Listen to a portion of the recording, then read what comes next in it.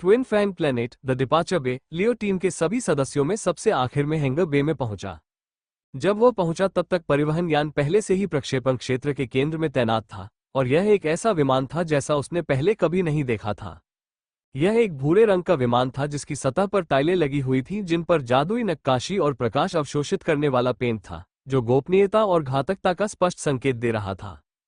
यह स्पष्ट रूप से एक लड़ाकू विमान था जिसका उपयोग आमतौर पर गिल्ड के सदस्यों को अत्यधिक अस्थिर युद्ध क्षेत्रों में तैनात करने के लिए किया जाता था। हालांकि आज इसका उपयोग एक साधारण परिवहन जहाज के रूप में किया जा रहा था। यान की पूंछ के पास ब्लैक सरपेंट्स गिल्ड का प्रतीक चिन्ह चमक रहा था। लियो ने टीम की ओर देखने से पहले उसे 2 बार ध्यान से देखा। बाकी लोग पहले ही बोर्डिंग रैंप के पास इकट्ठा हो चुके थे। राइडेन यान के केंद्र के पास हाथ बांधे और स्टाइलिश धूप के चश्मे पहने खड़ा था। साइफर अपने हाथों में डेटा स्लेट लिए उसके बाईं ओर खड़ा था, जबकि पैट्रिसिया च्यूइंग गम चबाते हुए यान पर हथियारों का रैक लाद रही थी। कार्ल घबराकर अपने से लगभग आधे आकार के एक बड़े बैग के ऊपर खड़ा था, कांपती उंगलियों से अपने सामान की दोबारा जांच कर रहा था, और बॉब लापरवाही से विमान से टिका हुआ था, उसी भावहीन उदासीनता के साथ अपनी टूथपिक चबा रहा था जो वो हर मौके पर दिखाता था। तुम बिल्कुल समय पर आए हो, राइडेन ने लियो को देखते हुए कहा। फिर वो उसके पास गया और उसे एक छोटा सा स्पेस पाउच थमा दिया। सामान में तुम्हारा हिस्सा, खाना, राशन, अतिरिक्त कपड़े, 2 आपातकालीन माना फ्लेयर्स और प्रवेश द्वार का पता लगाने के लिए एक बैकअप ट्रांसमीटर, राइडेन ने समझाया। जैसे ही लियो ने उसे खोलकर अंदर रखी चीजों पर सरसरी नजर डाली, फिर हल्के से सिर हिलाकर उसे अपनी यूटिलिटी बेल्ट से लगा लिया। टीम के सदस्य विमान में सवार होने के दौरान आगे कोई बातचीत नहीं हुई। अंदर बैठते ही दरवाजे के अंदर का हिस्सा एक फुफकार के साथ बंद हो गया और इंजन एक धीमी हल्की गुनगुनाहट के साथ चालू हो गए। यान जल्द ही जमीन से ऊपर उठा, ऊर्ध्वाधर शाफ्ट से सुचारू रूप से ऊपर उठते हुए वायुमंडल में प्रवेश कर गया, और इस तरह टीम आधिकारिक तौर पर समय स्थिर दुनिया की ओर रवाना हो गई। तब कुछ मिनट बीतने के बाद साइफर एक पतली काली टैबलेट पकड़े हुए अपनी सीट से उठा। ठीक है, ध्यान से सुनो, हमें कुछ जानकारी पर चर्चा करनी है, उसने कहा, और साथ ही उसने फर्श के पैनल में लगे एक माना प्रोजेक्टर का उपयोग करके विमान के केंद्र में एक त्रि-आयामी मानचित्र प्रदर्शित किया। विकृत भूभाग, असमान भूभागों, तैरते द्वीपों और अनिश्चित अंधेरे क्षेत्रों का एक धुंधला सा रेखाचित्र हवा में प्रकट हुआ। यह नक्शा सम्राट डुप्रुवेल नूना ने समय स्थिर दुनिया में अपने अंतिम अभियान के दौरान बनाया था। गिल्ड के अभिलेखपालों ने तब से उनकी कच्ची चित्रकारी को थोड़ा और निखारा है और इसे एक कार्यात्मक स्थलाकृतिक मार्गदर्शिका के रूप में परिवर्तित कर दिया है।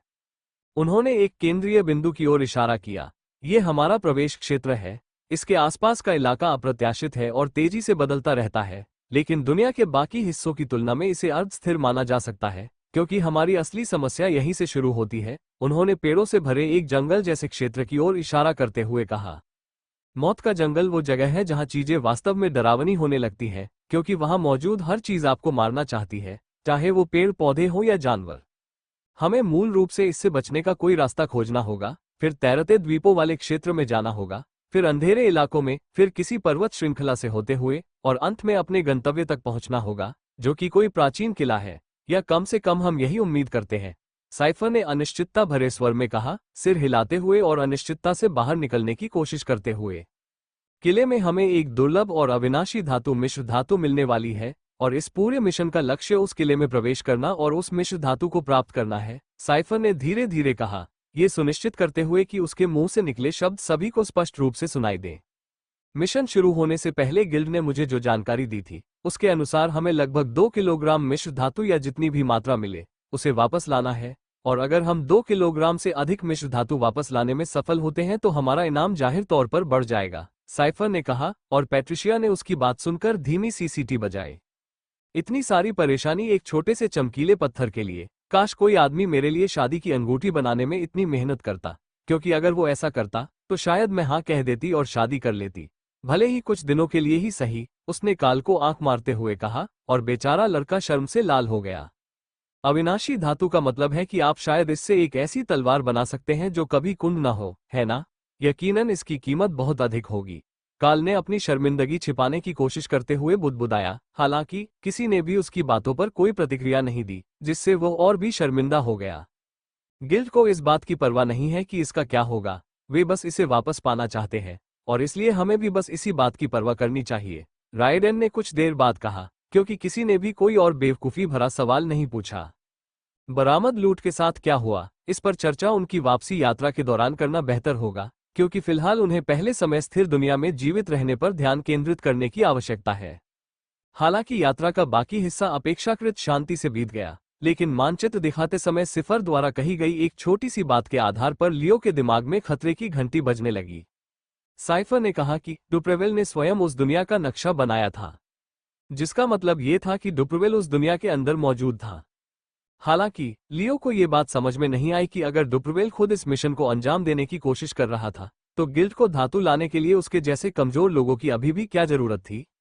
आखिरकार अगर डुप्रावेल पहले से ही वहां मौजूद होता तो मिशन पहले ही पूरा हो जाना चाहिए था, और अगर ऐसा नहीं है तो फिर गिल्ड को यह उम्मीद कैसे हो सकती है कि कोई अन्य सदस्य ऐसा कर पाएगा, जबकि खुद डुप्रावेल इसमें असफल रहा। इसमें कुछ तो गड़बड़ है, मुझे अचानक इस मिशन को लेकर बुरा एहसास हो रहा है, लियो ने सोचा, क्योंकि उसकी शांत बाहरी छवि के नीचे उसकी अंतरात्मा बेचैनी से हलचल मचाने लगी थी। हालांकि असुविधा के बावजूद वो शांत रहने में कामयाब रहा और किसी तरह उदासीन प्रतीत हुआ, क्योंकि वह जानता था कि इस समय अपनी घबराहट दिखाना उचित नहीं होगा। अब उसके लिए पीछे हटना और डर जाना बहुत देर हो चुकी थी, इसलिए उसने दृढ़ रहने और अपना सर्वश्रेष्ठ साहस दिखाने का फैसला किया। भले ही यह सिर्फ एक दिखावा ही क्यों ना हो। ब्लैक सरपेंट्स गिल्ड क्राफ्ट पर सवार होकर स्पेसियल्टिया की ओर प्रस्थान करते हुए ट्विन फैंग सिटी के वायुमंडल को छोड़े हुए उन्हें 2 घंटे हो चुके थे, जब विमान के कप्तान ने आखिरकार घोषणा की कि वे T-12 मिनट में स्पेसियल्टिया के पास पहुंच जाएंगे। इस बिंदु तक लियो को अपनी खिड़की से केवल अंतहीन कालापन ही दिखाई दे रहा था। इस यात्रा में उन्होंने जो कुछ भी देखा, उसका अधिकांश भाग ग्रहों के बीच का शांत शून्य था, जो हवा, ध्वनि या सूर्य से अछूता था। दूर आसमान में तारे मुश्किल से टिमटिमा रहे थे, इतने धुंधले कि उनसे कोई गर्माहट नहीं मिल रही थी, और टीम यान के अंदर काफी शांति से बैठी थी। हर कोई अपने अपने विचारों में खोया हुआ लग रहा था, क्योंकि लड़ाकू यान अविश्वसनीय गति से ब्रह्मांड को पार कर रहा था। फिर विकृति दिखाई दी। पहले तो यह एक छोटा सा धब्बा था, अंधेरे में बस एक हल्की सी चमक, जैसे दूर किसी प्रकाश स्तंभ से निकलती हुई रोशनी। लेकिन जैसे जैसे वे करीब आते गए, विसंगति का आकार बढ़ता गया और इसकी अप्राकृतिक प्रकृति को नजरअंदाज करना असंभव हो गया। स्थानिक दरार का आकार अंतरिक्ष में ही एक ऊर्ध्वाधर चीरे जैसा था, जो बिना किसी आधार, बिना किसी कक्षा और बिना किसी द्रव्यमान वाले तंत्रों के बीच मंडरा रहा था।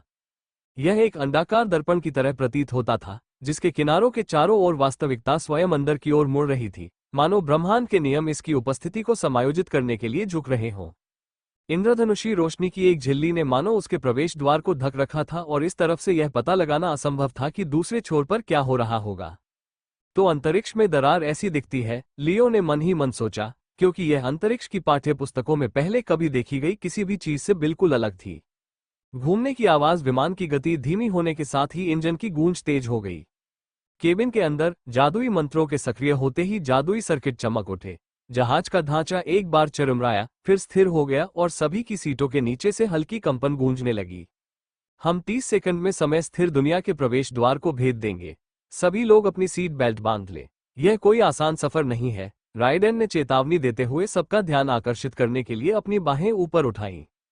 उसकी बातें सुनकर पैट्रिशिया ने तुरंत अपनी पट्टियों को कस लिया, जबकि बॉब ने अपनी मुद्रा में थोड़ा सा बदलाव किया। कार्ल ने सीट का हैंडल पकड़ते हुए धीमी आवाज में कुछ बुदबुदाया, और लियो ने बस अपनी आंखें थोड़ी सिकोड़ी और थोड़ा आगे झुककर देखने वाले छेद से उस दरार को बड़ा होते हुए देखा, जैसे जैसे यान प्रवेश बिंदु के पास पहुंचता गया। तब क्रैक त्वम जैसे ही विमान का अगला हिस्सा सीमा को पार कर गया, वास्तविकता चकनाचूर हो गई। सचमुच तो नहीं, लेकिन ऐसा ही महसूस हुआ, मानो भौतिक जगत के सारे नियम हिल गए हों। समय उलट गया, गुरुत्वाकर्षण उल्टा हो गया, और एक क्षण के लिए लियो को ऐसा लगा जैसे उसका शरीर अपने आप में सिमट गया हो।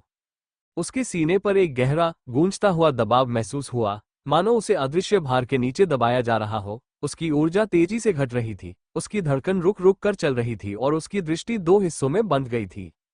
ये क्या बकवास है, उसने लगभग दर्द से अपना सिर पकड़ते हुए सोचा। तभी अचानक जितनी तेजी से भ्रम की स्थिति उत्पन्न हुई थी, उतनी ही तेजी से वो गायब भी हो गई।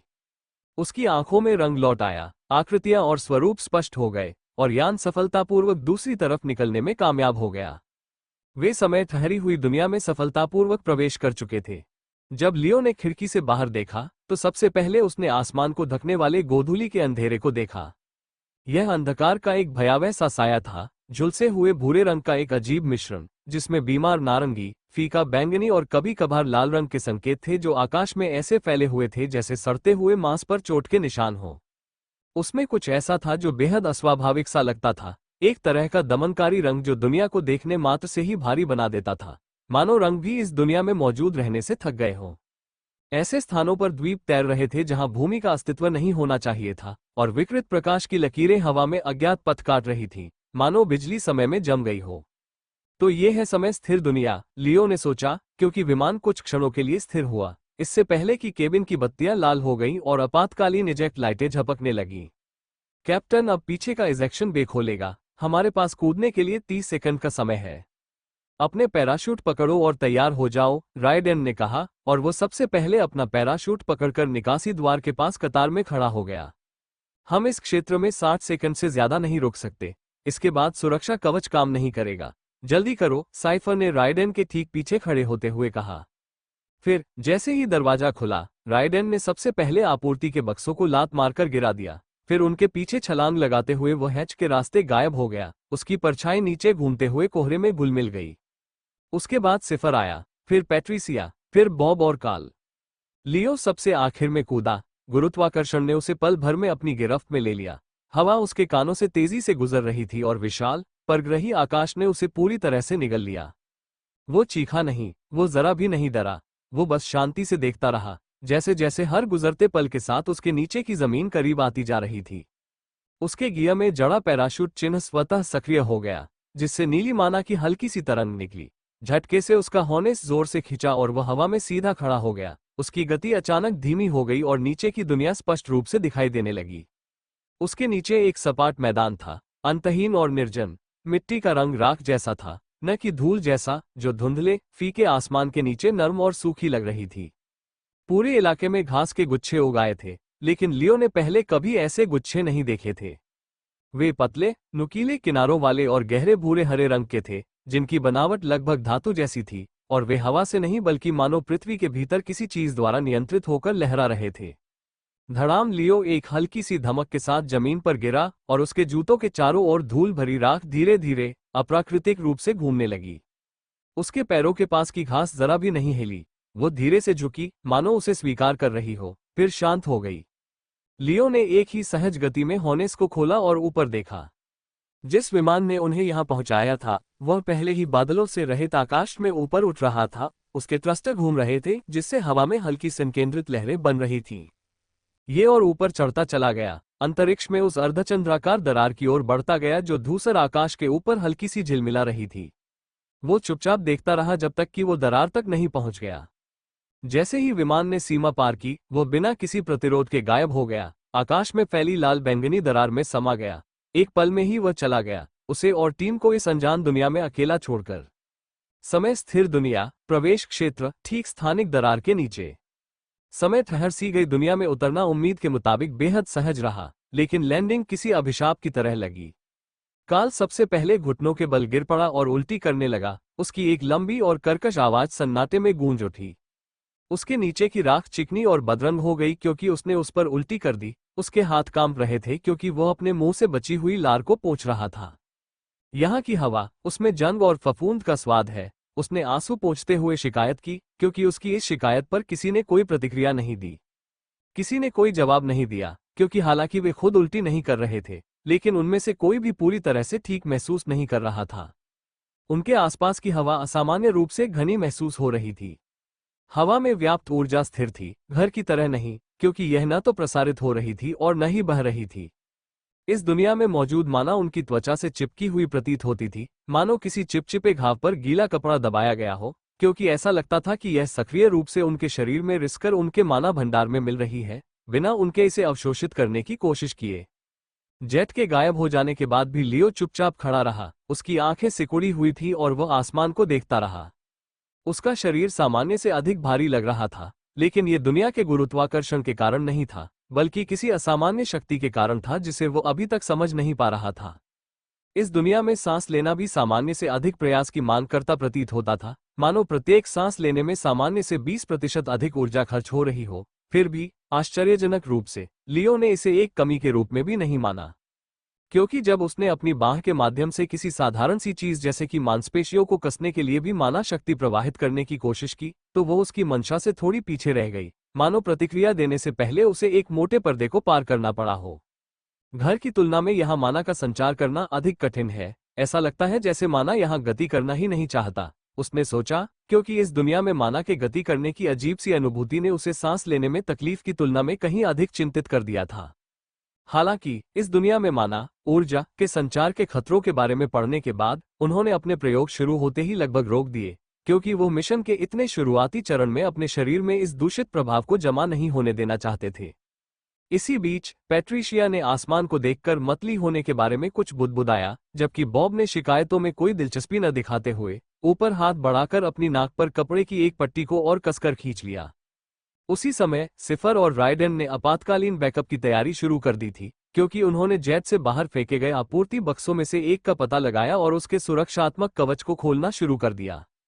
दरार राइडेन ने अपने नंगे हाथों से आपूर्ति के डिब्बे को खोला और अंदर उसे माना फोम में लिपटा हुआ सावधानीपूर्वक रखा गया एक ट्रांसमीटर रिग मिला, जो मोड़ने पर मुश्किल से एक जूते के आकार का था।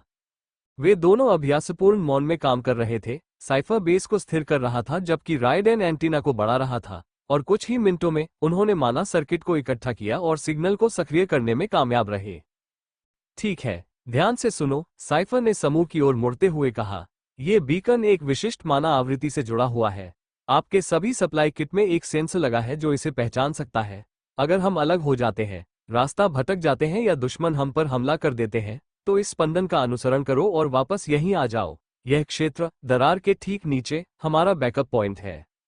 उसने ट्रांसमीटर के किनारे को थपथपाया, और अगर ऐसी नौबत आए तो इस जगह पर पहुंचते ही अपना लाल माना फ्लेयर चला देना। गिल्ड का एक बचाव जहाज हर 90 दिन में यहां थोड़ी देर के लिए मंडराता है। वे उतरेंगे नहीं, वे इंतजार नहीं करेंगे, लेकिन वे तलाशी अभियान चलाएंगे और समय पर संकेत देने वाले किसी भी व्यक्ति को निकाल लेंगे। पैट्रिशिया ने एक बुलबुला बनाया और उसे धीरे धीरे फूटने दिया। शानदार, उसने कहा, तो या तो हम काम खत्म करें या फिर 90 दिनों तक अपनी सांस रोक कर रखें। पहला विकल्प बेहतर रहेगा, राइडेन ने कहा, लेकिन दोनों में पहले मरना नहीं चाहिए।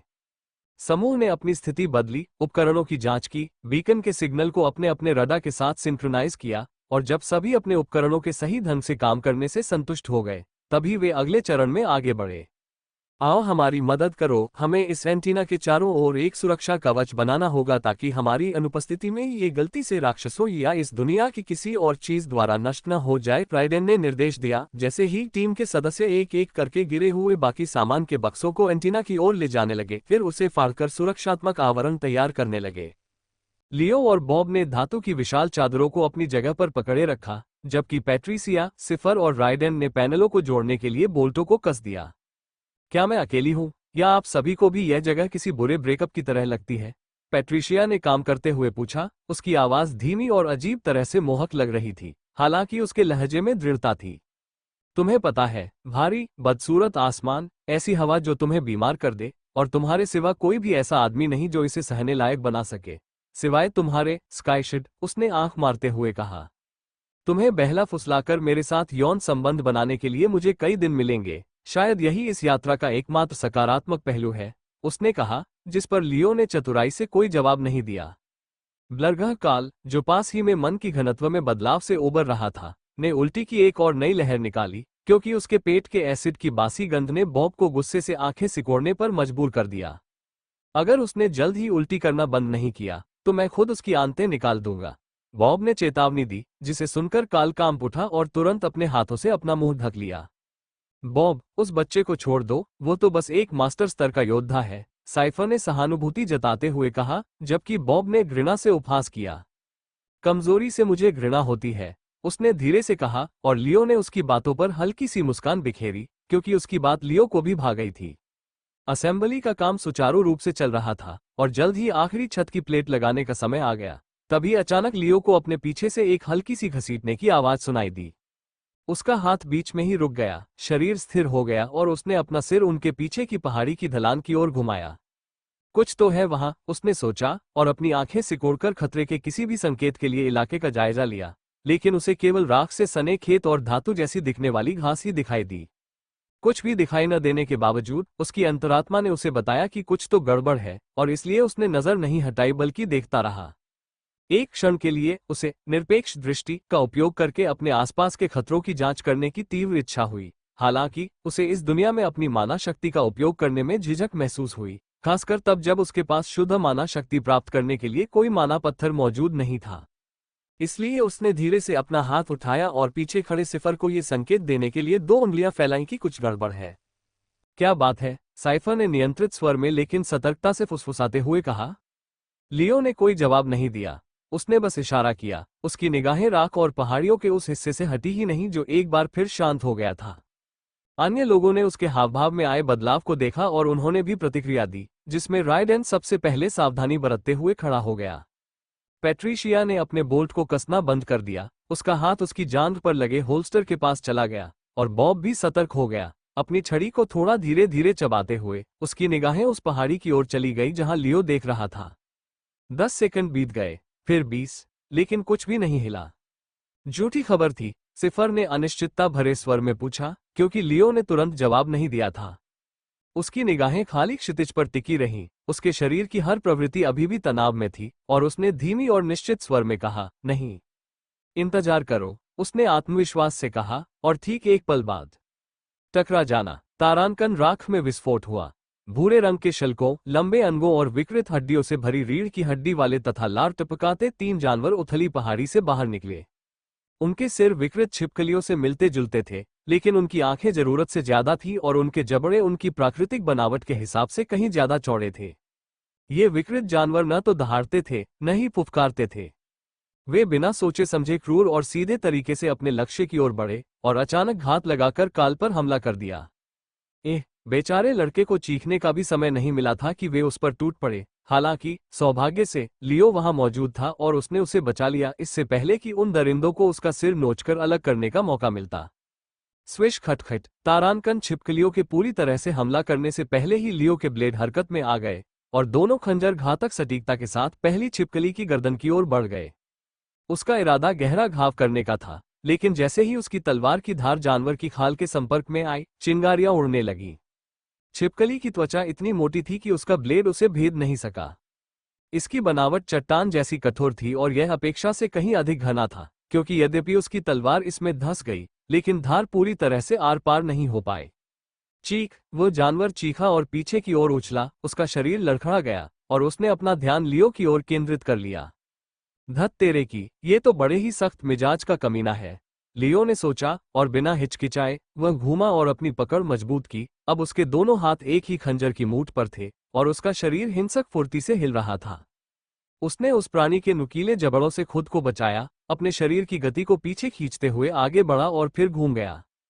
टुकड़ा! तारांकन इस बार दोनों हाथों से वार करने की पूरी ताकत के साथ उसकी तलवार छिपकली के निचले जबड़े में घुस गई और गले तक पहुंच गई, जिससे उसकी श्वास नली कट गई और हवा में काले रंग का चिपचिपा पदार्थ फैल गया।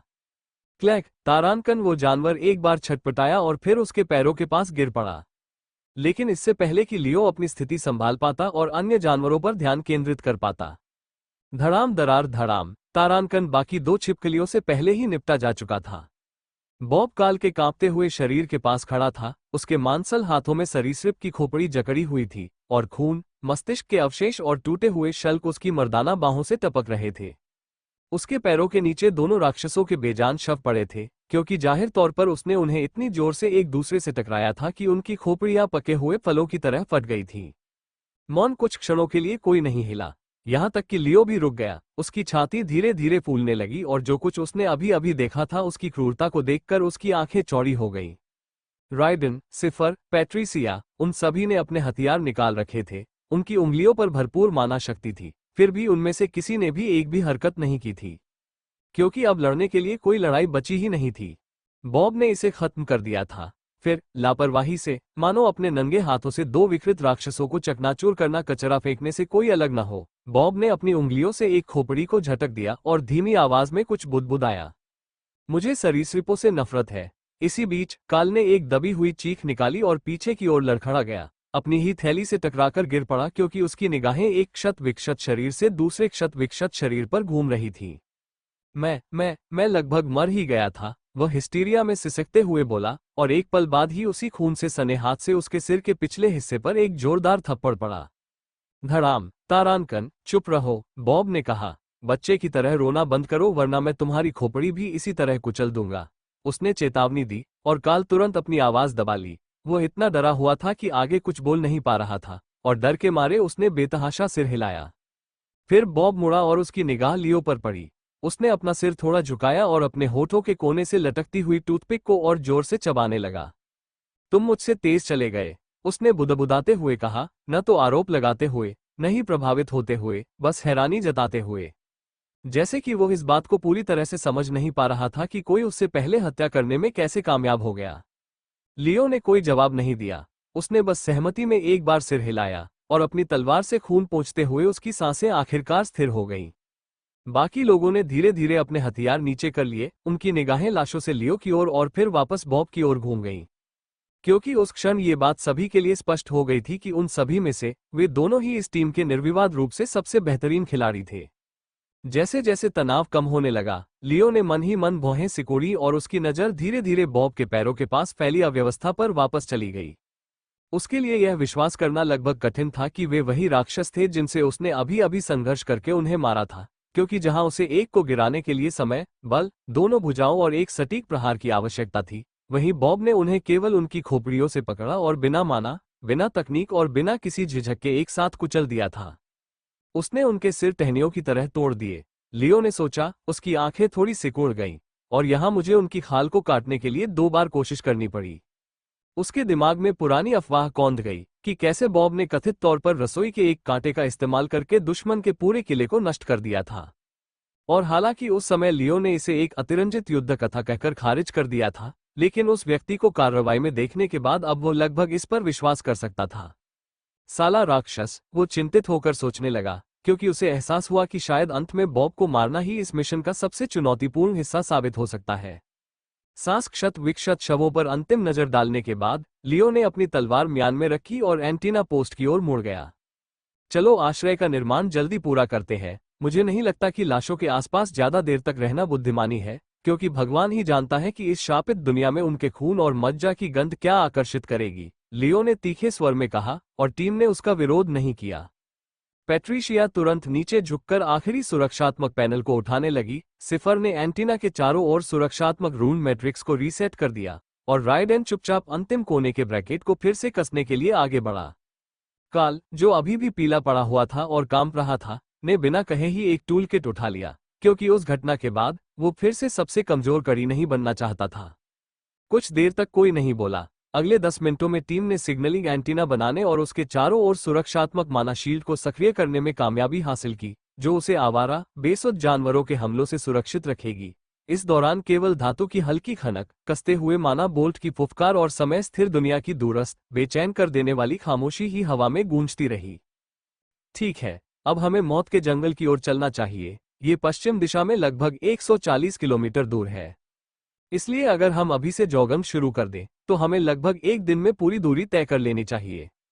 अगर किसी को पेशाब करना हो या कुछ खाना हो, तो अभी सही समय है, क्योंकि हमारा अगला ब्रेक कम से कम 70 किलोमीटर की दूरी तय करने के बाद होगा, रायडेन ने कहा, और सबकी निगाहें काल की ओर मुड़ गईं, जिसने शर्म से अपनी नजरें नीचे कर ली।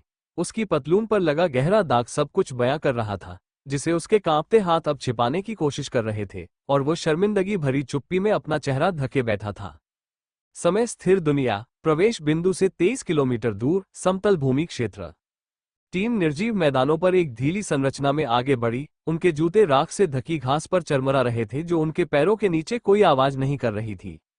राइडेन ड्रिल कदमों से आगे आगे चल रहा था। उसकी आंखें तेज थीं और शरीर सीधा था, और हर कुछ कदम के बाद वो क्षितिज पर सावधानीपूर्वक नजर डालता था, किसी भी आसन्न खतरे के संकेत की तलाश में। पैट्रिशिया और काल केंद्र में ही रहे। काल झुका हुआ था, स्पष्ट रूप से तनावग्रस्त दिख रहा था, जबकि पैट्रिशिया ऐसे लड़खड़ाते हुए चल रही थी जैसे उसे बिना देखे चलना नहीं आता हो। उनके बगल में दाहिनी ओर लियो और बाईं ओर सिफर चल रहे थे। उनके कदम सधे हुए थे और उनकी निगाहें लगातार खतरों पर नजर रख रही थी। बॉब हमेशा की तरह चुपचाप सबसे पीछे चल रहा था। उसकी विशाल छाया बाकी सभी की तुलना में कहीं अधिक दूर तक फैली हुई थी। एक टीम होने के बावजूद वे सभी एक दूसरे से सावधानीपूर्वक दूरी बनाए रखते थे, न केवल पीठ में छुरा घोंपे जाने के डर से, बल्कि इसलिए भी कि वे पेशे से हत्यारे थे। उन्हें अकेले चलना, अपनी सुरक्षा का ध्यान रखना और किसी और पर भरोसा करना कभी भी उनके लिए एक विकल्प नहीं था।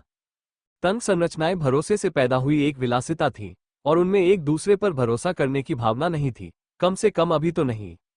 जैसे जैसे वे आगे बढ़ते गए, उन्होंने अपने हाथ में पकड़े हुए मध्यम श्रेणी के पत्थर से माना ऊर्जा को अवशोषित किया, और हर सांस के साथ पत्थर से निकलने वाली शुद्ध माना ऊर्जा उनके शरीर में फैलती गई। अब उनके मानसिक स्वास्थ्य के लिए माना पत्थर अत्यंत आवश्यक थे, क्योंकि उनके मूल को पोषित रखने के लिए स्वच्छ माना की इस धारा के बिना उनके शरीर समय स्थिर दुनिया के दूषित माना को अवशोषित करना शुरू कर देंगे, जो उनके दिमाग को दूषित करना शुरू कर देगा। यहां तक कि काल, जो पीला पड़ गया था और कांप रहा था, उसने एक मध्यम श्रेणी के माना पत्थर को ऐसे पकड़ रखा था जैसे वो उसकी जीवन रेखा हो। उसकी उंगलियां उसके किनारों पर थोड़ी कांप रही थीं, क्योंकि वह लगातार उससे माना खींच रहा था ताकि यह सुनिश्चित हो सके कि उसका मूल भाग संतृप्त रहे।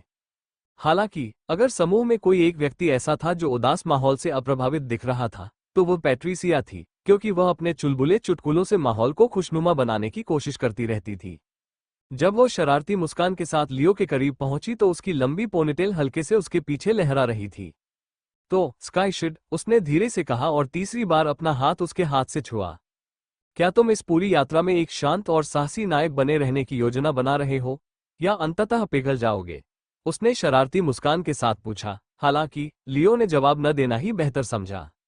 वो बस चलता रहा, अपने हाथ में पकड़े पत्थर से माना शक्ति को अवशोषित करता रहा और दूर की पहाड़ी का अवलोकन करता रहा, जिससे उसके ठंडे रवैये ने पैट्रिसिया को रूठने पर मजबूर कर दिया। छी छी, क्या तुम्हें यकीन है कि तुम मर्द हो? मुझे लगने लगा है कि तुम्हारे मर्दाना अंग काम नहीं करते। मतलब, मैं तुमसे लगातार फ्लर्ट कर रही हूं, लेकिन तुम्हें जरा सा भी इरेक्शन नहीं हुआ है। उसने ताना मारा, जैसे ये बिल्कुल ठीक काम करता है। लियो ने उसकी ओर देखे बिना ही जवाब दिया। उसकी आवाज उतनी ही सपाट और ठंडी थी जितनी उनके नीचे की जमीन। फक फक करना। पैट्रिशिया ने झुंझलाहट महसूस करते हुए नाक सिकोड़ी, फिर काल की ओर मुड़ी, जो उस बातचीत को ऐसे घूर रहा था जैसे कोई हिरण अचानक किसी रोशनी के सामने आ गया हो। और तुम्हारा क्या ख्याल है, नौसिखिए? उसने चिढ़ाते हुए उसके बगल में सरकते हुए पूछा। क्या इस यात्रा पर उस सेक्सी हत्यारी लड़की के साथ अपनी मनमानी करने के बारे में तुम्हारे मन में कोई जंगली कल्पनाएं हैं? उसकी कामुक आवाज सुनकर काल का चेहरा तुरंत लाल हो गया। मैं सपने में भी ऐसा नहीं सोच सकता, उसने कहना शुरू किया, लेकिन पैट्रिशिया ने तुरंत उसे बीच में ही रोक दिया। शांत हो जाओ, वो हंसते हुए बोली। अगर मैं पागल भी हो जाऊं, तो भी मैं तुम्हारे साथ संबंध नहीं बनाऊंगी, तो सपने देखते रहो, बच्चे। अपमान सुनते ही काल के चेहरे का रंग उड़ गया, फिर अचानक से वापस लौट आया। उसका चेहरा चुकंदर की तरह लाल हो गया और वह अपने जूतों को ऐसे घूरने लगा जैसे वे उसे भागने का रास्ता दिखा सके। उस जलने के बाद ऐसा लग रहा था मानो वो राख में गायब हो जाना चाहता हो, क्योंकि पीछे से बॉब ने धीमी सी खर्राटे की आवाज निकाली, जबकि साइफर भी दबी आवाज में धीरे से हंस पड़ा। घंटे बीतते गए और टीम के आसपास का इलाका सपाट, नीरस और सन्नाटे भरा बना रहा। पूर्ण सन्नाटे के बावजूद टीम को शांति का अनुभव नहीं हुआ, क्योंकि इस दुनिया के सन्नाटे में कुछ ऐसा था जो शांत करने वाला नहीं बल्कि विचलित करने वाला प्रतीत होता था। यहाँ का सन्नाटा चौकस सा लग रहा था, मानो हवा खुद उनकी गतिविधियों पर नजर रख रही हो। इस निरंतर दबाव ने व्यक्ति के मन के लिए काफी तनावपूर्ण वातावरण उत्पन्न कर दिया था। यार, मुझे ये सन्नाटा बिल्कुल पसंद नहीं, लेकिन मुझे इससे भी ज्यादा ये नफरत है कि यहाँ सब कुछ कितना बेरंग दिखता है, लियो ने सोचा, क्योंकि सन्नाटे से ज्यादा इस दुनिया में चमकीले रंगों की कमी उसे परेशान करने लगी थी। जब से वे इस मनहूस जगह में दाखिल हुए थे, लियो को अभी तक कोई भी ऐसी चीज दिखाई नहीं दी थी जो चमकदार दिखती हो। आकाश काला था, घास धूसर थी, और यहाँ तक कि जिन जानवरों का वध किया गया था उनका खून भी काला और चिपचिपा था। जहां तक नजर जाती थी, दुनिया फीकी और नीरस प्रतीत होती थी। सब कुछ बस धूसर रंग के अलग अलग शेड्स जैसा दिखता था। और हालांकि जब इसे जोर से बोला गया तो यह कोई गंभीर समस्या नहीं लग रही थी, लेकिन वास्तव में यह मनोवैज्ञानिक रूप से बहुत परेशान करने वाली थी, क्योंकि चमकीले रंगों को देखने के आदी एक सामान्य दिमाग के लिए चमकीले रंगों की अचानक कमी से मनोवैज्ञानिक आघात होता है। काश मौत के जंगल में और भी रंग होते, क्योंकि अगर नहीं तो मुझे काल के गालों पर एक चीरा लगाना पड़ सकता है ताकि लाल रंग की एक लकीर दिखाई दे, लियो ने सोचा। तभी अचानक राइडेन ने मुट्ठी उठा ली। जैसे ही राइडेन जमीन के पास झुका, उसकी उंगलियां नरम मिट्टी में बने नए नए निशानों को छूते हुए आगे बढ़ी। सभी लोग रुक गए। लियो धीरे धीरे आगे बढ़ा। उसके बगल में साइफर थी। वहां धूल में दो अलग अलग पदचिह्न थे। बायां पैर एक सामान्य बूट पहने हुए मानव पैर का निशान था, एड़ी, तलवा, यहां तक कि जूते का आंशिक पैटर्न भी। दाहिना पैर नंगा था और उसकी उंगलियां लंबी और थोड़ी मुड़ी हुई थीं, मानो इस पदचिह्न को छोड़ने वाला व्यक्ति एक जूता आधा सही सलामत और दूसरा पूरी तरह से गायब पहनकर चल रहा हो। हालांकि गायब जूते के निशान से भी ज्यादा चौंकाने वाली बात पैरों के ठीक सामने मौजूद हथेली के 2 निशान थे। कोई चारों पैरों पर रेंग रहा था, साइफर ने धीरे से कहा। राइडेन ने सिर हिलाया। वे 20 मिनट से भी कम समय पहले यहां से गुजरे थे और वे उसी दिशा में जा रहे हैं जिस दिशा में हम जा रहे हैं।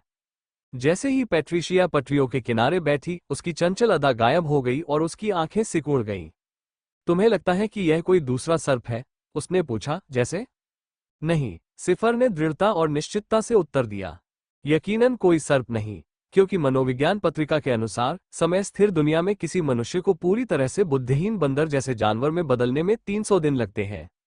यह मानते हुए कि जो भी यहां आया वो पहले 60 दिनों तक स्थिर रहा, ये पदचिह्न निश्चित रूप से एक ऐसे मानव का है जिसने कम से कम 1 साल पहले इस दुनिया में प्रवेश किया था।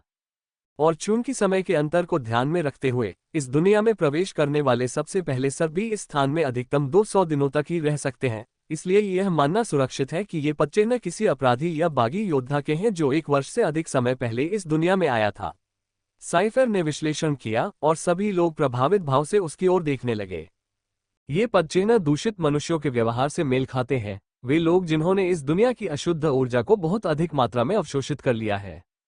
हालांकि अब वे जानवरों से अलग नहीं है, लेकिन ये देखा गया है कि उनसे लड़ना सामान्य मनुष्यों की तुलना में कहीं अधिक खतरनाक है, इसलिए हमें निश्चित रूप से सतर्क रहना चाहिए, साइफर ने कहा, और सभी ने गहरी सांस ली।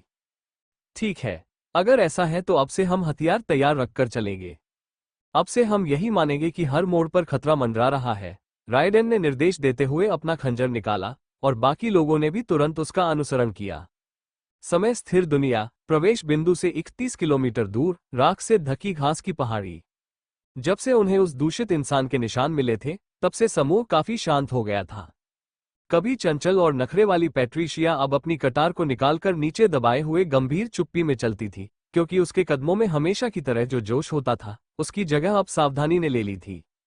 हवा के हर झोंके पर काल सहम जाता था और अपने ही पैरों से ठोकर खाए बिना गति बनाए रखने के संघर्ष में वह एक से अधिक बार लड़खड़ाते लड़ते बचा। उसके कंधों में तनाव उसकी बढ़ती हुई चिंता को दर्शा रहा था।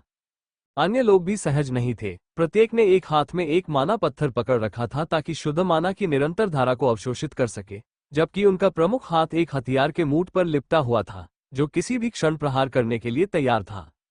उनकी संरचना शिथिल रूप से व्यवस्थित रही, इतनी दूरी तक फैली हुई थी कि आवागमन की स्वतंत्रता बनी रहे, साथ ही पर्याप्त सावधानी के साथ एकजुट भी बनी रहे। अब तो हवा भी भारी लगने लगी थी, मानो एक अजीब घुटन भरे भार से उन पर दबाव डाल रही हो, जैसे कोई अदृश्य चीज उनकी धारणा की सीमा से ठीक परे उनका पीछा कर रही हो। लगभग 8 किलोमीटर तक जिस रास्ते का वे अनुसरण कर रहे थे, वो चौंकाने वाली हद तक एक जैसा बना रहा। मुड़े हुए मानव पदचिह्न, जिनमें से प्रत्येक के साथ एक हथेली का निशान था, जब तक कि अचानक बिना किसी स्पष्टीकरण के वो रास्ता रुक नहीं गया। ये क्या बकवास है? राइडेन बड़बड़ाया और रुकते हुए उसने सिकुड़ी हुई आंखों से रास्ते के अचानक अंत को गौर से देखा। उसके सामने एक नीची, उथली और विचित्र रूप से सममित पहाड़ी फैली हुई थी, जो पृथ्वी के किसी भूले हुए उत्थान से निर्मित घास के उभार जैसी दिखती थी। लेकिन अब तक वे जिन अंतहीन मैदानों से गुजरे थे, उनके विपरीत यह विशेष इलाका बिल्कुल अलग था। सामान्य रूप से पाई जाने वाली धूसर, धातुई घास पूरी तरह से गायब हो गई थी। उसकी जगह कांटेदार फूलों का एक घना फैलाव फैल गया था। सैकड़ों फूल, जो छोटे तने वाले और हल्के रंग के थे, जिनके मोटे, बल्बनुमा सिर शांत, हवा रहित हवा में असामान्य रूप से झूल रहे थे। उनके नीचे की मिट्टी खुरदरी और कंकड़दार थी, जो उनके पदचिह्नों को बिना कोई निशान छोड़े सोख लेती थी, जिससे संभवतः पगडंडी के अचानक गायब होने का कारण स्पष्ट हो सकता है। रास्ता यहीं खत्म होता है, राइडेन ने गंभीर स्वर में कहा और घुटनों के बल बैठकर अपनी उंगलियों को बिना निशान वाली जमीन पर फेरते हुए फिर से उठकर फूलों से ढकी पहाड़ी पर अपनी नजरें घुमाईं। इस बिंदु के बाद और कोई प्रिंट नहीं है। उसने अपने कंधे के ऊपर से एक नजर डाली और जैसे ही उसकी निगाहें आसपास के इलाके पर घूमी, उनकी दृष्टि और तेज हो गई। सावधान रहो, यहाँ आसपास कई ऐसी जगहें हैं जहां से कोई हम पर घात लगाकर हमला कर सकता है, उसने चेतावनी दी और समूह तुरंत हाई अलर्ट पर आ गया। प्रत्येक सदस्य ने अपनी मुद्रा को समायोजित किया, अपने पैरों को अधिक सावधानी से जमाया और अपनी निगाहें हर संभावित सुविधाजनक स्थान पर घुमाईं। इस भूभाग के बारे में कुछ ऐसा था जो उनकी सहज प्रवृत्ति को झकझोर रहा था। ऐसा लगा जैसे सबके सामने एक जाल बिछाया गया हो। हत्यारे होने के नाते वे दूसरों से बेहतर जानते थे कि एक आदर्श हत्या क्षेत्र क्या होता है, और यही वो क्षेत्र था। अगर उन्हें खुले मैदानों में किसी पर घात लगाकर हमला करना ही पड़े, तो जमीन का ये टुकड़ा बिल्कुल सही जगह थी। यहाँ आवागमन के लिए सीमित जगह थी, क्योंकि कटीले इलाके के कारण लड़ना या भागना मुश्किल था, जबकि आसपास की निचली पहाड़ियों से खतरा तब तक छिपा रह सकता था जब तक बहुत देर न हो जाए, जिससे ये घात लगाने के लिए एकदम सही जगह बन जाती थी।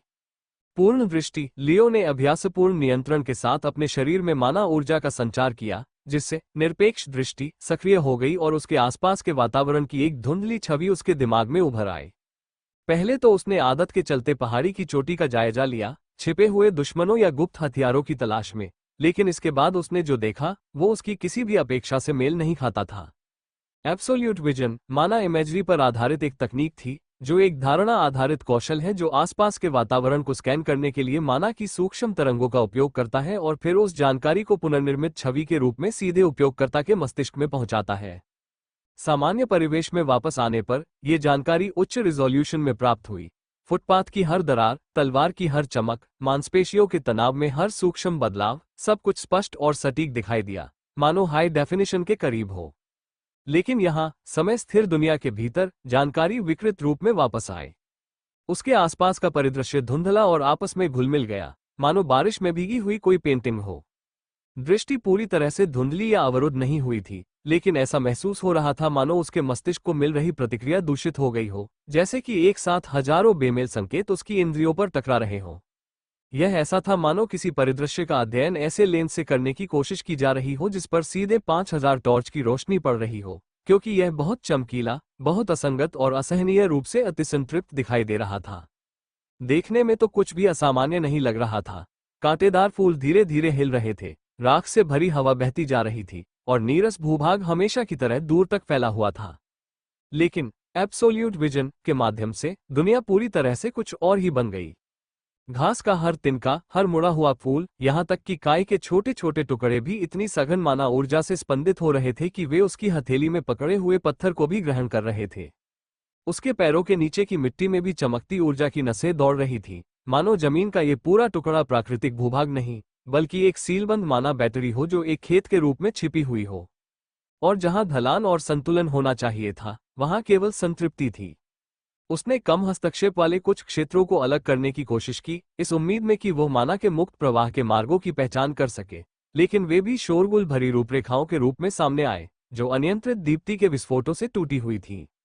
लियो ने अपनी आंखें थोड़ी सिकोड़ी, अपनी मुद्रा को समायोजित किया और प्रतिक्रिया को कम करने की कोशिश में कौशल में प्रवाहित होने वाली माना की मात्रा को कम कर दिया।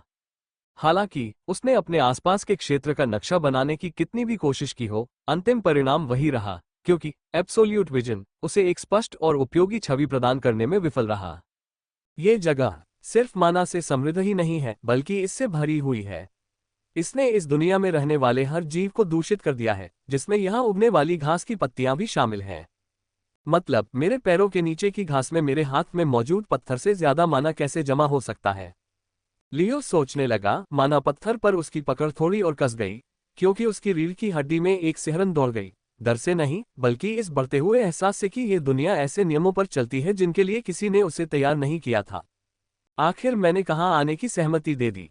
एब्सोल्यूट विजन द्वारा क्षेत्र का सटीक मानचित्रण करने में विफल रहने के कारण लियो को दुश्मन की उपस्थिति के संकेतों का पता लगाने के लिए अपने सामने की पहाड़ी की जांच करने के लिए पारंपरिक धारणा, तीव्र अंतर्ज्ञान और परिधीय फोकस पर निर्भर रहना पड़ा।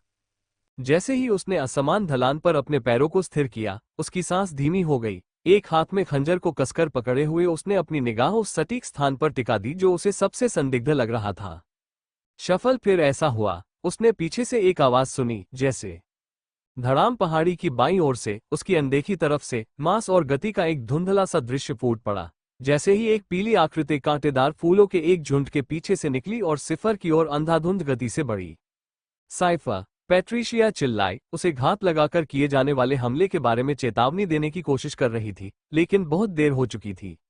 वो दूषित इंसान किसी जानवर की तरह चलता था, न कि किसी इंसान की तरह झुकी हुई रीढ़ और असामान्य कोनों पर मुड़े हुए अंगों के साथ चारों पैरों पर जमीन पर दौड़ता था, उसकी गति इतनी तेज थी कि अधिकांश ग्रैंडमास्टर भी उसकी बराबरी करने का सपना भी नहीं देख सकते थे।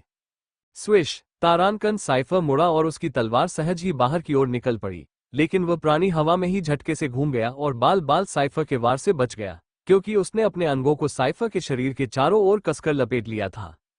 चटक, तारानकन एक भयानक आवाज हवा में गूंज उठी जब साइफर की गर्दन से खून फूट पड़ा। उस जीव के जबड़े कसकर बंद हो गए और मांस का एक टुकड़ा फाड़कर बाहर निकाल दिया, जिससे साइफर दर्द से चीख उठा। आह! लियो ने तुरंत प्रतिक्रिया करते हुए घातक सटीकता के साथ उस प्राणी की खोपड़ी की ओर एक खंजर फेंका, जबकि पैट्रिशिया ने भी ऐसा ही किया। उसका अपना ब्लेड हवा में एक दर्पण चाप में उड़ गया। खटखट, तारानकन धड़ाम, तारानकन दोनों खंजर सटीक निशाने पर लगे, लेकिन आश्चर्यजनक रूप से प्राणी की त्वचा से बिना किसी नुकसान के उछल गए, मानो वो कवच से ढकी हो। ये क्या? पैट्रिशिया ने हैरानी से बुदबुदाया, क्योंकि उसकी ग्रैंडमास्टर शक्ति आमतौर पर चट्टानों को भी धंसाने के लिए पर्याप्त होती थी, लेकिन आज किसी तरह वह नश्वर त्वचा को भेदने में विफल रही। लेकिन साइफर के लिए सौभाग्य की बात यह थी कि बॉब पहले से ही आगे बढ़ रहा था, क्योंकि धमाका, तारानकन उसने अपना कंधा उस प्राणी पर जोर से मारा, जिससे वो सिफर की पीठ से नीचे गिर गया और धूल में लुढ़कने लगा। वह प्राणी फिसला, लुढ़का और चारों पैरों पर झुककर बैठ गया, फिर एक जंगली जानवर की तरह फुफकारने लगा।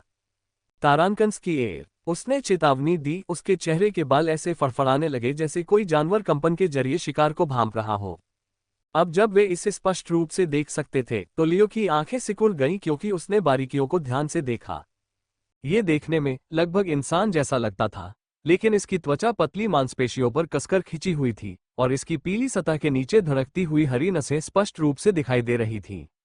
उस पर एक फटी पुरानी बेल्ट के अलावा कुछ भी नहीं था, जो उसकी कमर के चारों ओर टेढ़ी मेढ़ी लटकी हुई थी, जो स्पष्ट रूप से किसी दूसरे युग की याद दिला रही थी। एक पैर में अभी भी एक टूटे फूटे लड़ाकू जूते का आधा हिस्सा पहना हुआ था, जबकि दूसरा पैर पूरी तरह से मौसम के संपर्क में था। उसके जननांग विकृत और कूतरे हुए लग रहे थे, क्योंकि जो कुछ भी बचा था वो स्पष्ट रूप से काम करने योग्य नहीं था। हालांकि किसी तरह मांस का वो ढेर उसके शरीर की सबसे बुरी विशेषता नहीं थी, क्योंकि उसकी आंखें उससे भी बदतर थीं। जंगली और अस्वाभाविक आभा से हल्की चमकती हुई उस प्राणी की निगाहों में न तो बुद्धिमत्ता थी और न ही द्वेष, बल्कि केवल पागलपन था। ऐसा लगता था मानो वो लंबे समय से इंसान होने का मतलब ही भूल गया हो और अब वो केवल सहज प्रवृत्ति और क्रोध से ही प्रेरित हो। वो पूरी तरह से जंगली हो गया है, लियो ने बुदबुदाया। बातें करना छोड़ो, इसे मार डालो, राइडेन गुस्से से बोला और आगे बढ़ने लगा। वो प्राणी फुफकारा और तेजी से आगे बढ़ा, मानो कोई बंदर तेज रफ्तार में हो और चारों पैरों पर टेढ़े मेढ़े रास्ते से दौड़ रहा हो। इस बार उसने पैट्रिसिया पर झपट्टा मारा, जिसने झुककर और लुढ़ककर खुद को बचा लिया, जबकि लियो उसे घेरने के लिए आगे बढ़ा। राइडन ने क्षैतिज रूप से वार किया, जिससे वह पीछे की ओर उछलने पर मजबूर हो गया, जबकि बॉब पहले ही उसके पीछे चक्कर लगाकर उसे मुक्का मारकर बेहोश कर देने वाला था। हालांकि जब वो जानवर आखिरकार उसके रास्ते में आया तो उसने अपने शरीर को असामान्य रूप से घुमाकर उसके वार से खुद को बचाया और उसके कंधों पर उतर गया और तुरंत उसका चेहरा काटने की कोशिश करने लगा। खाइयास, उस दरिंदे ने गुर्राया और उसकी दहाड़ से निकली लार और कीटाणु बॉब के चेहरे पर फैल गए, जिससे अनुभवी हत्यारे को बहुत गुस्सा आया।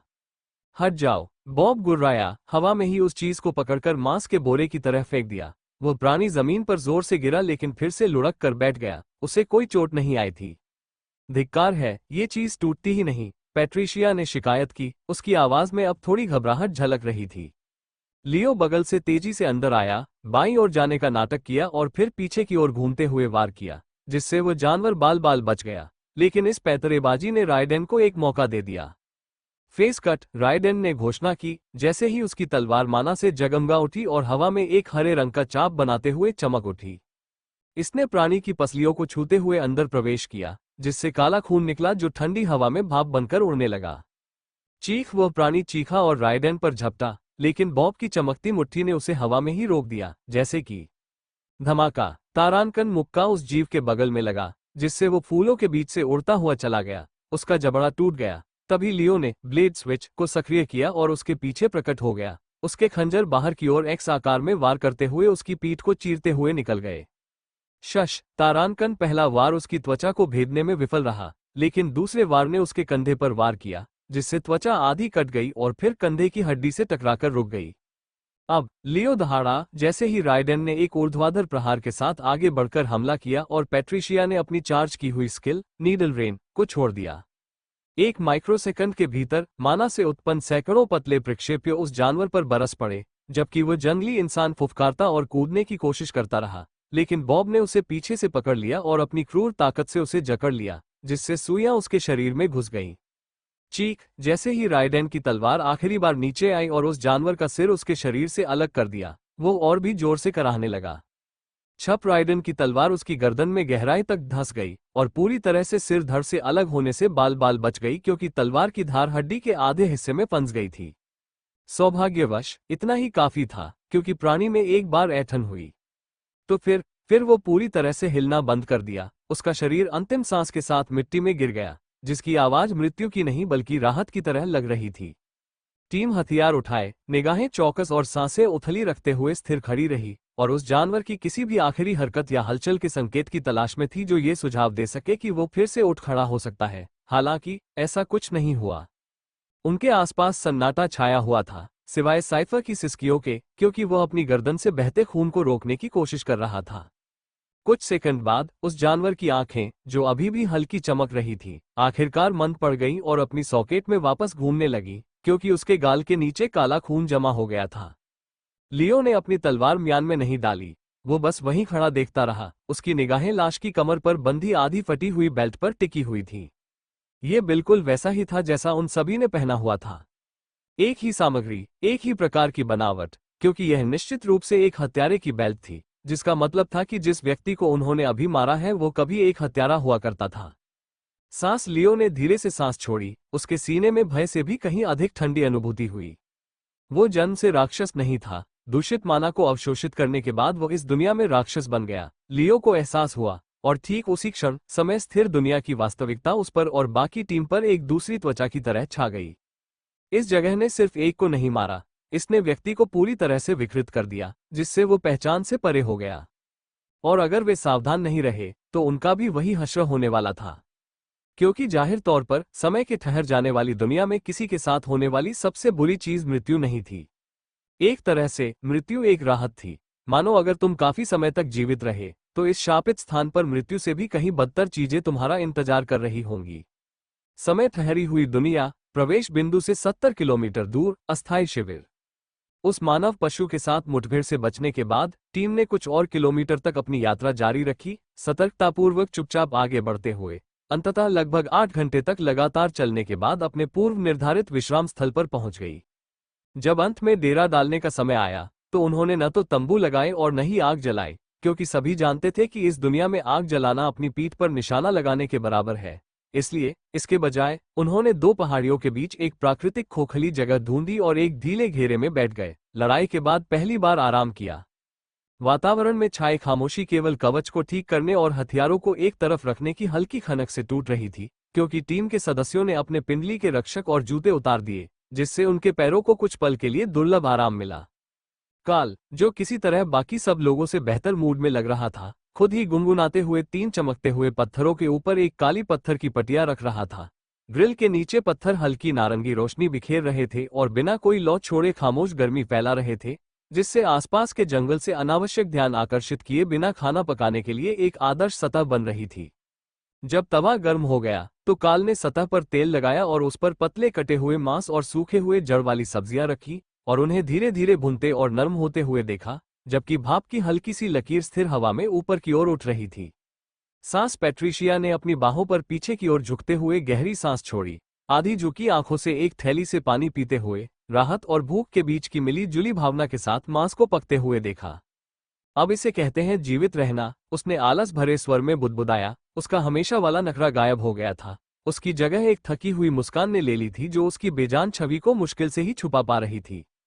थकान चलने से नहीं थी, बल्कि उस धीमे कष्टदायक मनोवैज्ञानिक दबाव से थी जो ये दुनिया उन सभी पर डालती प्रतीत होती थी जो इसके दायरे में कुछ घंटों से अधिक समय बिताते थे।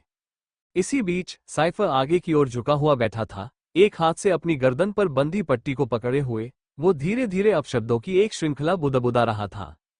साला मंदबुद्धि बंदर, मेरी गर्दन काट डाली, वह बड़बड़ाया, काल द्वारा साफ करने, टाँके लगाने और उपचार प्रक्रिया को तेज करने के लिए 2 अलग-अलग दवाइयां देने के बाद भी दर्द स्पष्ट रूप से बना हुआ था। हे भगवान, अभी भी बहुत दर्द हो रहा है, उसने अपनी गर्दन के किनारे को धीरे से सहलाते हुए कहा, जबकि रायडेन उसके बगल में बैठा था, सहानुभूति और मनोरंजन के बीच कहीं मंडराती हल्की मुस्कान के साथ सुन रहा था। कभी कभी सिर हिला रहा था, लेकिन बहुत कम बोल रहा था, क्योंकि वो साइफर को जितना हो सके उतना दर्द निकालने देने की पूरी कोशिश कर रहा था। दूसरे छोर पर बॉब एक चट्टान से पीठ टिकाकर पैर फैलाकर बैठा था और उसकी गोद में एक ब्लेड रखा था। वह एक आयताकार पत्थर पर पानी और तेल डाल रहा था और फिर एक लंबे चाकू की धार को उस पर लंबे स्थिर स्ट्रोक में चला रहा था। प्रत्येक स्ट्रोक के साथ एक हल्की घर्षण ध्वनि निकल रही थी जो सन्नाटे में युद्ध के ढोल की लय की तरह गूंज रही थी। कुछ देर बाद पैट्रिशिया ने उसकी ओर देखते हुए पूछा, क्या तुम उस विशाल चाकू का इस्तेमाल भी करते हो, या ये सिर्फ दिखावे के लिए है, क्योंकि मैंने तो तुम्हें सिर्फ मुक्केबाजी करते ही देखा है। बॉब ने तुरंत जवाब नहीं दिया। उसने अपनी जीभ चटकाई, अपने मुंह में टूथपिक को एक तरफ से दूसरी तरफ घुमाया और अंत में अपने हमेशा के रूखे स्वर में जवाब दिया। उसकी निगाहें टूथपिक पर टिकी हुई थीं।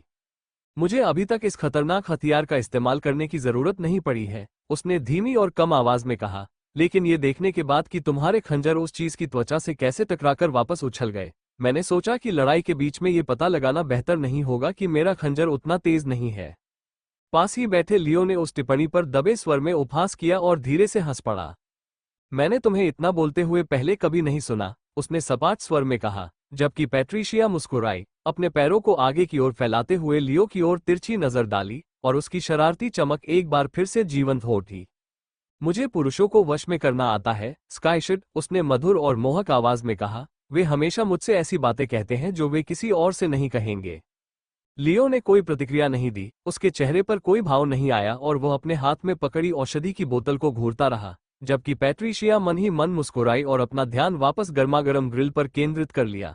भोजन की सुगंध धीरे धीरे हवा में फैल रही थी और राख और माना की उस महक के साथ मिल रही थी जो इस दुनिया से कभी पूरी तरह से विदा नहीं हुई। जल्द ही खाना पककर तैयार हो गया और काल ने उसे सावधानीपूर्वक पतली स्टील की प्लेटों में परोसा, फिर उत्सुकता भरी मुस्कान के साथ उन्हें सबको परोसा। हालांकि उसकी आंखों में दिख रही थकान उससे बिल्कुल मेल नहीं खा रही थी। उम्मीद है आपको ये कुरकुरा पसंद आएगा, उसने कहा और लियो की प्लेट में कुछ नरम जड़ों के बगल में जले हुए मांस का एक टुकड़ा रख दिया, फिर अगले टुकड़े की ओर बढ़ गया। तुमने आधिकारिक तौर पर इस टीम में अपनी जगह बना ली है, नवागंतुक, ये बहुत स्वादिष्ट है, पैट्रिसिया ने चबाते हुए कहा और उसे अंगूठा ऊपर करके इशारा किया। मुझे खुशी है कि आपको ये पसंद आया, काल ने हंसमुख भाव से जवाब दिया। जाहिर तौर पर उपयोगी साबित होकर वह खुश था। कुछ देर तक समूह अपेक्षाकृत खामोशी से भोजन करता रहा। कभी कभार धातु पर कटलरी की खनक या चबाने की हल्की आवाज एक रास्ता को तोड़ती रही, क्योंकि वे धीरे धीरे अनौपचारिक बातचीत में मग्न हो गए, कहानियां और हंसी मजाक साझा करने लगे और हर कोई एक दूसरे को थोड़ा बेहतर जानने लगा। उन्होंने अपनी रुचियों के बारे में बात की, अपनी सबसे यादगार हत्याओं की कहानियां सुनाई और एक से अधिक बार हंसे, इसलिए नहीं कि कुछ खास मजेदार था, बल्कि इसलिए कि हंसी कभी कभी रेंगते हुए भय के खिलाफ एकमात्र हथियार होती है और थोड़े समय के लिए ये काम करती है। उन कुछ मिनटों के लिए राख से तर मैदान, खून और समय स्थिर दुनिया का पागलपन पृष्ठभूमि में फीका पड़ गया, क्योंकि सब कुछ लगभग सामान्य सा महसूस हुआ।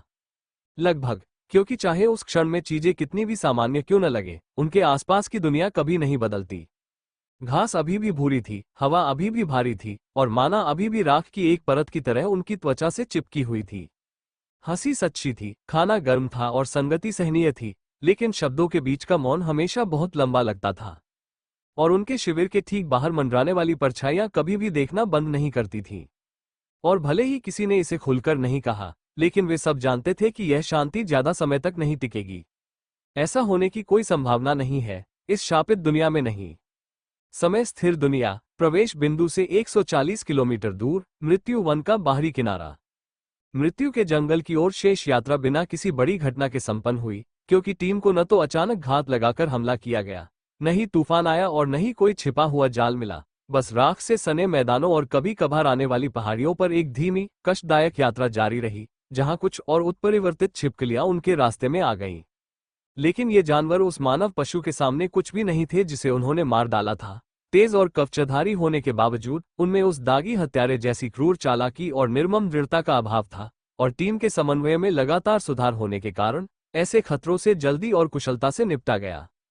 दूसरे दिन के अंत तक वे ड्रॉप साइट से पूरे 140 किलोमीटर की दूरी तय कर चुके थे और मौत के जंगल के किनारे पर पहुंच गए थे, एक ऐसा विशाल क्षेत्र जो किसी कब्रिस्तान की तरह ही भयावह दिखता था। उनके कपड़े धूल से सने हुए थे, उनके जूते हर जगह मौजूद राख से घिसकर फीके पड़ गए थे और इस शापित दुनिया के दबाव से उनकी नसें कमजोर हो गई थीं, लेकिन वे यहां तक पहुंच गए थे। उन सभी को, और फिलहाल यही सबसे महत्वपूर्ण था, लियो को मौत के जंगल से जो पहली छाप मिली वो सीधी सादी थी। यहाँ के पेड़ बस अजीब थे। वे केवल लंबे ही नहीं थे बल्कि असामान्य रूप से सीधे खड़े थे, किसी प्राचीन जानवर की रीढ़ की हड्डी की तरह ऊपर उठते हुए, न कि प्रकृति द्वारा निर्मित किसी चीज की तरह। उनके धड़ हड्डी जैसे सफेद थे जिन पर काली नसें उभरी हुई थीं, और ऊपर का आवरण इतना घना था कि जमीन तक पहुंचने से बहुत पहले ही प्रकाश के अंतिम निशान भी उसमें समा जाते थे। मृत्यु के जंगल को अंधकार का जंगल भी कहा जा सकता था, क्योंकि वृक्ष रेखा से मात्र 20 मीटर आगे जाने के बाद लियो को अपने आसपास कुछ भी ठीक से दिखाई नहीं दे रहा था। ठीक है, अब अपने नाइट विजन गॉगल्स निकाल लो, राइडेन ने धीमी लेकिन दृढ़ आवाज में कहा, और एक एक करके समूह ने उसकी बात मान ली। पिछली यात्राओं द्वारा छोड़े गए फील्ड नोट्स की बदौलत वे पहले से ही मौत के जंगल में जीवित रहने के नियमों को जानते थे। तेज आवाज मत करो, अचानक हरकत मत करो, और किसी भी परिस्थिति में दृष्टि प्राप्त करने के लिए आग मत जलाओ। इसीलिए राइडेन ने इस शापित भूमि पर कदम रखने से पहले ही यह सुनिश्चित कर लिया था कि उनमें से प्रत्येक के पास नाइट विजन हो। एक एक करके लेंस अपनी जगह पर लग गए, जिससे दुनिया हरे रंग की विभिन्न छटाओं से नहा गई, और लियो ने स्थिर रोशनी के बीच पलकें झपकाई और महसूस किया कि उसकी दृष्टि वापस आ रही है। अब से हम एक कतार में चलेंगे, राइडेन ने गंभीर स्वर में निर्देश दिया। केवल वहीं कदम रखना जहां आगे वाला व्यक्ति कदम रख चुका हो, कोई चक्कर नहीं, कोई बेवकूफी नहीं।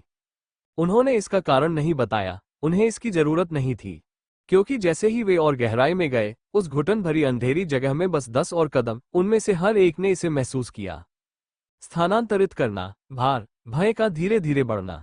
मौत के जंगल ने आपको चेतावनी नहीं दी थी, ये धीरे धीरे लगातार आप पर हावी होता गया, जब तक कि आपकी मानसिक स्थिति बिगड़ने न लगी।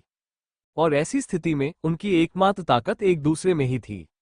कुरकुराहट, उनके बूट गीली घास जैसी जमीन पर धीरे से चरमरा रहे थे, हर कदम सोच समझकर उठाया जा रहा था, और लियो बढ़ती बेचैनी के साथ दाएं बाएं देख रहा था।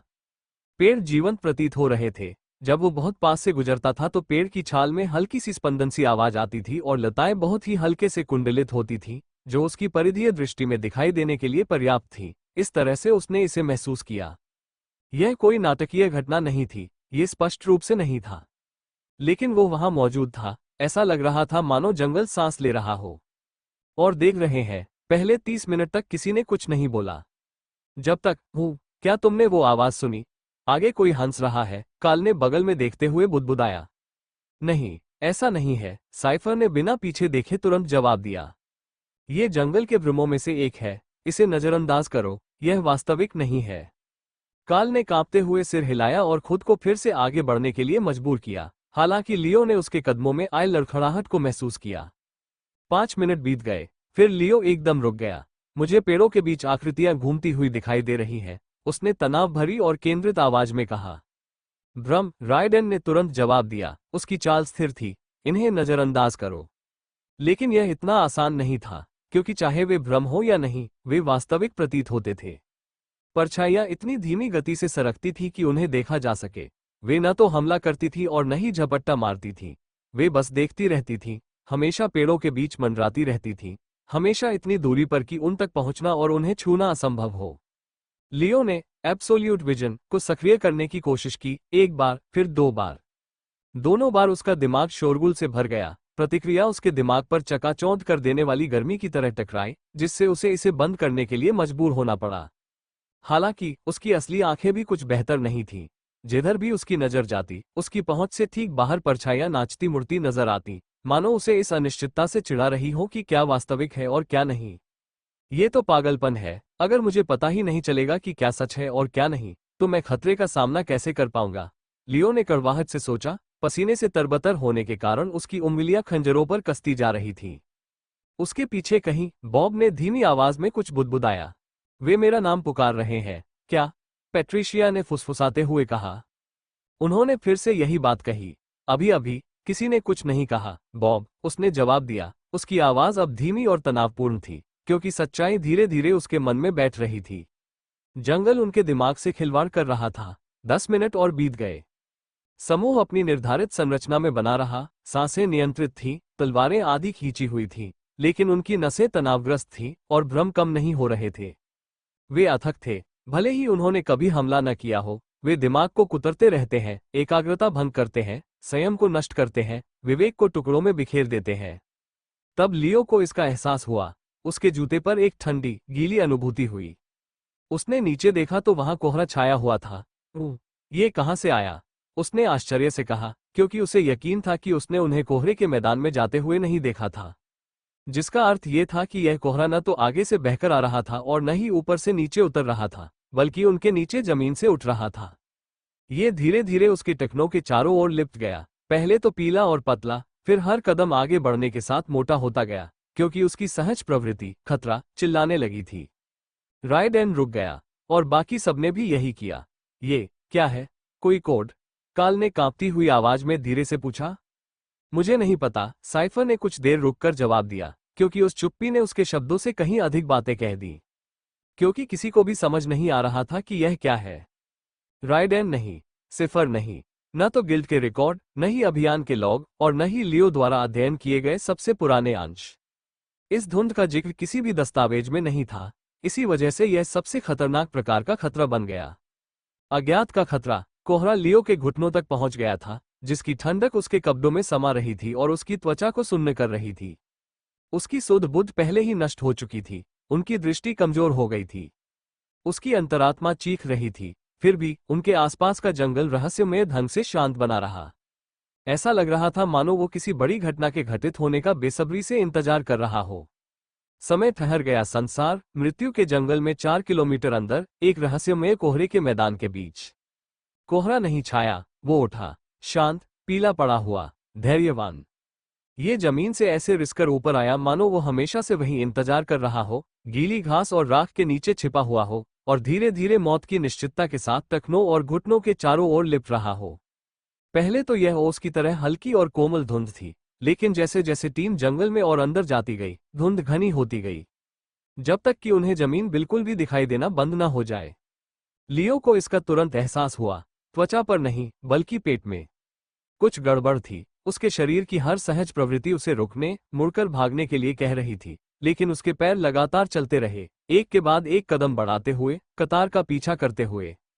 बाकी लोगों को भी इसका एहसास हो रहा था। वो उनके कंधों के तनाव में, उनकी सांसों की धीमी लय में देख सकता था कि वे सभी भी घबराए हुए थे। आपस में दूरी बनाए रखें, एक दूसरे से टकराने की कोई जरूरत नहीं है। हम स्कूल जाने वाले छोटे बच्चे नहीं हैं, हम बड़े बड़े हत्यारे हैं, धिक्कार है। रायडेन ने शांत स्वर में आदेश दिया, हालांकि उसकी आवाज में एक अपरिचित तनाव था। उसने सख्त लहजे में बोलने की कोशिश की, टीम में आत्मविश्वास जगाने की कोशिश की कि ठंडे कोहरे जैसी मामूली चीज से डरने की जरूरत नहीं है। हालांकि कहना आसान था, करना मुश्किल। जब कोहरा उनकी कमर तक चढ़ गया, तभी असली खतरा शुरू हुआ। पहला संकेत ध्वनि थी। लियो ने एक फुसफुसाहट सुनी, न आगे से, न पीछे से, बल्कि ठीक उसके बगल से। लियो, एक कोमल आवाज ने कहा। लेकिन यह कोई साधारण आवाज नहीं थी, यह एक ऐसी आवाज थी जिसे वो स्पष्ट रूप से पहचानता था। यह एलेना की आवाज थी, उसकी मां की, उस समय की जब वो छोटा बच्चा था और दौड़कर उसकी बाहों में आ जाता था। उसने सहज ही पलटकर देखा, कटार आधी निकली हुई थी, लेकिन वहां कोई नहीं था। बस लताएं, कोहरा, और ऐसे पेड़ जो मंद मंद स्पंदित हो रहे थे मानो छाल के माध्यम से सांस ले रहे हों। उसने पीछे मुड़कर देखा। टीम ने इस बात पर ध्यान नहीं दिया, क्योंकि एक बार फिर ऐसा लग रहा था कि इन फुसफुसाहटों को सुनने वाला केवल वही व्यक्ति था। ध्यान केंद्रित करो, उसने गूंज को झटकते हुए खुद से बुदबुदाया, लेकिन तभी पैट्रिशिया बोल पड़ी। रेडिन, मुझे लगता है कोई हमारा पीछा कर रहा है। मुझे लगातार, मेरे कदमों के ठीक 2 सेकंड बाद कदमों की आहट सुनाई दे रही है। भ्रम, रायडेन ने फिर कहा, लेकिन इस बार ये दृढ़ नहीं था, ये सिर्फ एक शब्द था, एक उम्मीद। कुछ ही क्षणों बाद काल ने चलना पूरी तरह बंद कर दिया। दोस्तों, उसने फुसफुसाते हुए कहा, साइफर कहाँ है? तुम्हारा क्या मतलब है? लियो ने आगे देखते हुए पूछा। लेकिन सिफर जा चुका था, फाइल से गायब हो गया। कोई आवाज नहीं, कोई निशान नहीं, कोई चीख नहीं। बस गया। रायडन ने तुरंत मुट्ठी उठाई। समूह के सभी लोग स्तब्ध रह गए, उनके दिल की धड़कनें तेज हो गईं और उन्होंने नाइट विशन की मदद से चारों ओर नजर घुमाए। एक पल के लिए उन्हें कुछ भी दिखाई नहीं दिया, लेकिन फिर धुंध से एक आकृति आगे बढ़ी और सौभाग्य से यह सिफर था। माफ कीजिए, उसने कहा, मैं ठोकर खाकर गिर गया, घूम गया, मैं ठीक हूं। लेकिन लियो की आंखें सिकुड़ गईं, क्योंकि लौटने वाले सिफर की गर्दन के गलत हिस्से पर चोट लगी थी। क्या उसे गर्दन के दाहिनी ओर नहीं काटा गया था? लियो ने पलकें झपकाते हुए सोचा। हालांकि जब तक उसने अपनी आंखें दोबारा खोली तब तक पट्टियां दाहिनी ओर खिसक चुकी थी, मानो उसके बारे में गलत तरफ चोट लगने की उसकी पिछली धारणा महज एक भ्रम थी। ये क्या बकवास है? लियो ने कुछ और बार पलकें झपकाते हुए सोचा, लेकिन कुछ भी नहीं बदला। पट्टी वहीं बंधी रही, क्योंकि अब वो सचमुच डरने लगा था। मुझे काट लो, उसने मन ही मन सोचा। फिर भी उसने कुछ नहीं कहा, क्योंकि वह अपने साथ बाकी समूह को डराना नहीं चाहता था। तनाव के कारण उसके माथे पर पसीने की बूंदें चमकने लगी, क्योंकि यद्यपि उसके शरीर का निचला हिस्सा ठंडी धुंध से ठंडा हो रहा था, फिर भी उसके माथे से पसीना बह रहा था, क्योंकि इस इलाके का दबाव ऐसा ही था। कुछ और मिनट बीत गए और कोहरा धीरे धीरे उनकी छाती तक ऊपर उठ गया, क्योंकि यहीं से चीजें फिर से बदलने लगी। उनके आसपास के पेड़ों के तने झुकने लगे। पहले तो लियो को लगा कि यह एक और भ्रम है, आंखों का धोखा मात्र।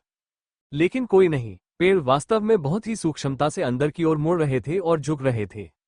ऐसा लग रहा था मानो जंगल खुद उन्हें किसी खास रास्ते की ओर ले जाने की कोशिश कर रहा हो, और लियो को यह मार्गदर्शन बिल्कुल भी पसंद नहीं आया। धत तेरे की, क्या भागने में बहुत देर हो चुकी है, लियो ने सोचा। तभी अचानक बॉब ने चुप्पी तोड़ी। मेरा भाई यहाँ है, उसने कहा, और सब उसकी ओर मुड़ गए। क्या? मैं उसे देख रहा हूँ, बॉब ने धीरे से कहा। ठीक वहीं, उस पेड़ के पीछे। उसकी मृत्यु 10 साल पहले हो गई थी, लेकिन वो अभी यहाँ है। वो मुझे देख रहा है। पैट्रिशिया ने पेड़ों के बीच उस जगह की ओर हाथ बढ़ाया जहां बॉब इशारा कर रहा था, मानो उसे छूकर पूछना चाहती हो, क्या तुम्हें यहाँ कोई भ्रम दिख रहा है? लेकिन लियो ने पहले ही उसकी कलाई पकड़ ली। इसे मत छुओ, उसने कहा, क्योंकि अब लियो भी इसे देख सकता था। एक परछाई, मुस्कुराते हुए, एकदम सही दांत, ऐसी आंखें जो इतनी तेज चमक रही थी कि किसी मृत व्यक्ति की नहीं हो सकती थी। हालांकि जाहिर तौर पर वो और बॉब ही दो ऐसे व्यक्ति थे जिन्होंने उस आकृति को देखा, जबकि अन्य लोगों ने नहीं देखा। यहाँ क्या चल रहा है? क्या तुम्हें भी कुछ दिख रहा है, स्काईशिड? पैट्रिशिया ने पूछा, लेकिन लियो के जवाब देने से पहले ही नाइट विशन गॉगल्स में गड़बड़ी आ गई। स्थिर SKKRRRRRR के तारांकन, सब लोग स्तब्ध रह गए। जब दृष्टि वापस आए तो वो आकृति गायब हो चुकी थी। लेकिन हवा पहले से ज्यादा ठंडी थी, कोहरा पहले से ज्यादा घना था, और इन सबके नीचे लियो को ऐसा लग रहा था मानो उसे हंसी की आवाज सुनाई दे रही हो। न क्रूर, न आनंदित, अभी अभी गलत। हे भगवान, मुझे आखिरकार समझ में आ गया कि लोग इस जगह पर पागल क्यों हो जाते हैं। धिक्कार है, कोई भी इस पागलपन को लगातार महीनों तक सहन नहीं कर सकता। लियो को यह एहसास हुआ और उसने अनजाने में ही अपनी तलवारों पर अपनी पकड़ मजबूत कर ली।